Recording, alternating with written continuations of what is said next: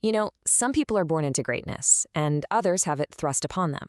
But today, we're diving into the story of a man who clawed his way to greatness, right from the streets. Liu Bang, the totally unlikely founder of one of China's most amazing dynasties, the Han.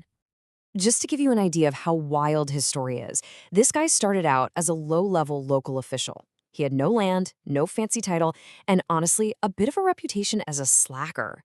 And yet, he would go on to unite a shattered China and build an empire whose legacy is so huge that even today, the main ethnic group in China calls themselves the Han people in his honor. And this isn't just, a local hero story. The famous historian Arnold Toynbee put him on the exact same level as Julius Caesar. Yeah, that's Caesar. That's the scale we're talking about here. A figure who fundamentally changed the course of world history. So how on earth did he pull it off?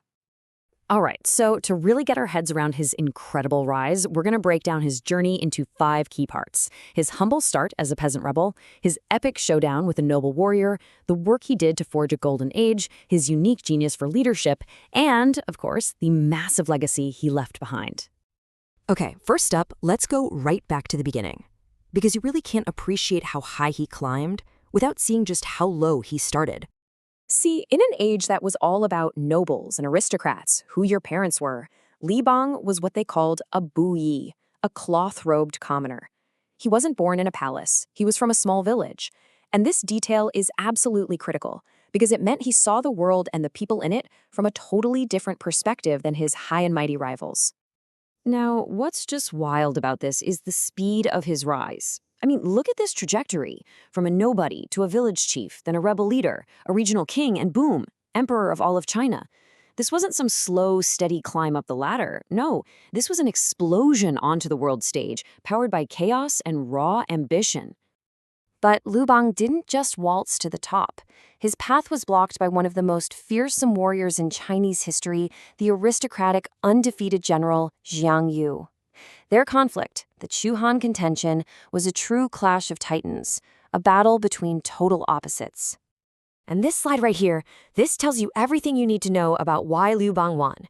Xiang Yu was the better general, no question, a noble warrior who was basically unbeatable on the battlefield. But Liu Bang? He was the better leader of people. Yeah, he could be rude and crude, but he was generous. He shared power, he shared land, he shared the wealth. Xiang Yu, on the other hand, was polite on the surface, but was also arrogant and stingy, and he never really wanted to share the glory. In the end, all the best talent flocked to the guy who knew how to share the prize.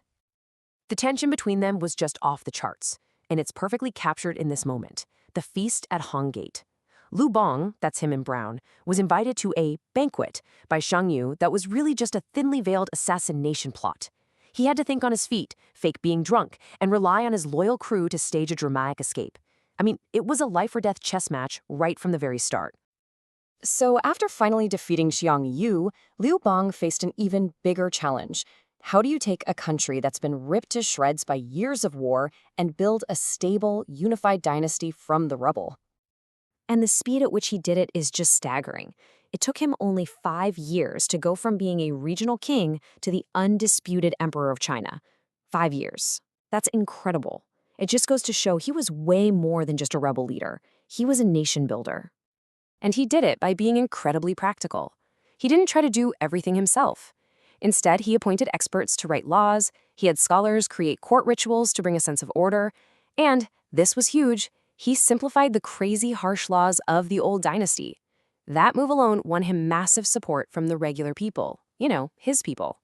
And, true to his style, he rewarded everyone who helped him, locking in their loyalty for good. So what was his real secret sauce? It wasn't his skill on the battlefield or how smart he was.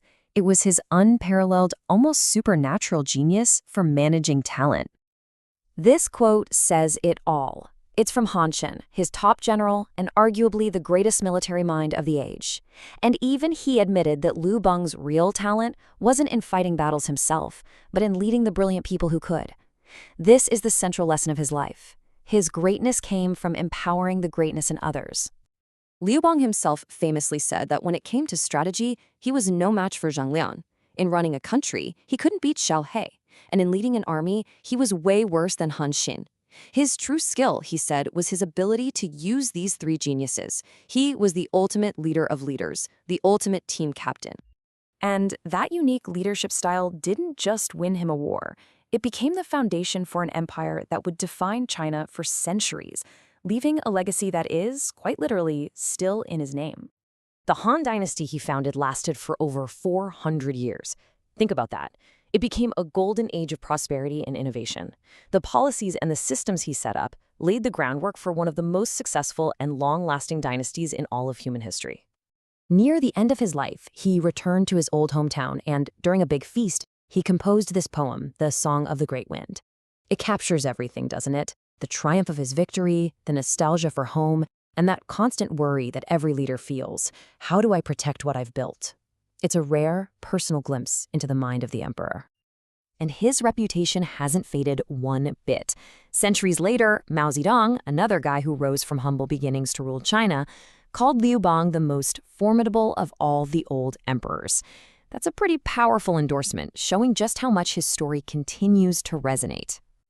So that brings us to the big takeaway. The story of the cloth-robed commoner who became an emperor forces us to ask a really fundamental question about leadership. Is true greatness found in individual brilliance, or is it found in the wisdom to recognize and empower the brilliance in others? Liu Bang's life offers a pretty powerful answer.